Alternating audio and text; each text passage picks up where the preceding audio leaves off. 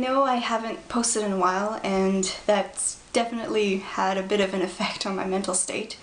Talking through my experiences used to help me deal with a lot of the negative things that were going on. So I'm going to try posting daily again, not as a monthly challenge, but just as a sort of video diary or vlog, whatever you want to call it. And hopefully that'll help me get through what's been going on recently.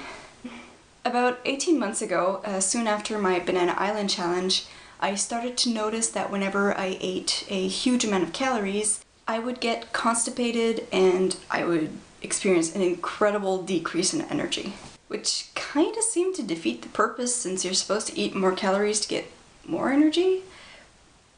The thing is, my body would spend all that energy, and then some, on digesting that enormous volume of food, which resulted in fatigue. So I stopped eating over 3,000 calories and kept it to about 2,500, which seemed a bit better, energy-wise and digestion-wise. But I never lost the weight. In fact, I actually gained some. I got to my highest weight ever, trying to be a high-carb vegan. My digestion got worse, and it got to the point where sometimes I would just lie in bed for days at a time because it hurts so much being like this bloated, and just it hurts. And all the research I did just said to like increase the fiber and the water in your diet. I'm high carb vegan, all I eat is fiber and water. When I tried to see what the Raw Til 4 people were saying, they seemed to all unanimously give out the same advice, which is eat more. It'll eventually push it through. Okay, maybe that works for people who are lean, or at least a little leaner than I am, but I'm clinically obese. That kind of advice doesn't work. I didn't realize it at the time, so I've been following that advice for about a year. And of course, it made everything worse. And that's why I stopped making videos. I was feeling ashamed. I thought I was doing something wrong, or that I was a failure, or that I was just too weird, that the same thing that worked for everybody else didn't work for me. Something was wrong. I started to think that I was sick, that I had some sort of illness. And I just didn't feel like documenting any of it. Not even for myself. I just wanted to forget what was going on. I just didn't want to have it out there in any way, shape, or form. I just couldn't bear it.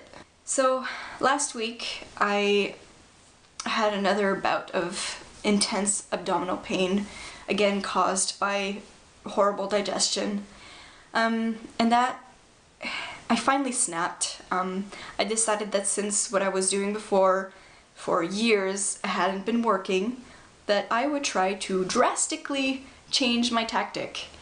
So I decided to eat a lot less, which is, I know, controversial.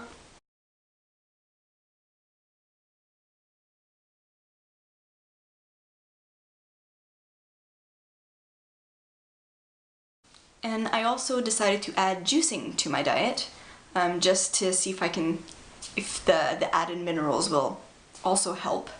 And surprise, surprise, it actually has been helping. Doing calorie restriction, I was expecting low energy, I was expecting crankiness, but it's been the opposite. I actually have more energy now because it's not all going towards digestion, because there's not as much to digest.